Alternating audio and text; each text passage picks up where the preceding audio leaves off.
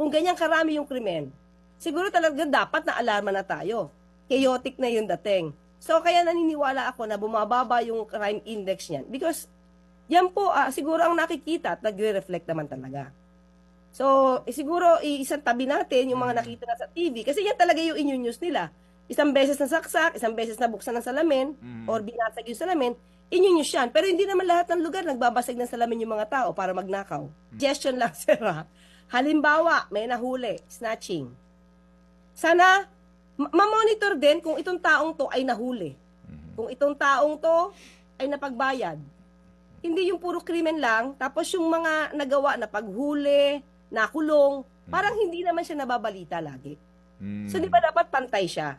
Kung ano yung ginawa ng polis, mabilis sa paghuli, di ba po, dapat ma-praise din naman natin. Uy, ang bilis.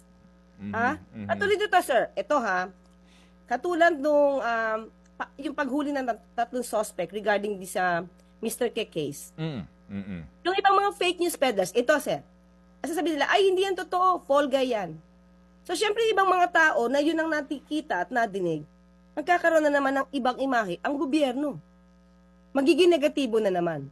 So, ang sa akin lang, sir, kung merong nahuli, may ginawang krimen at nahuli at may ginawa rin na maganda ang kapulisan dahil sa mabilis na aksyon, sana napapakita rin kaagad-agad.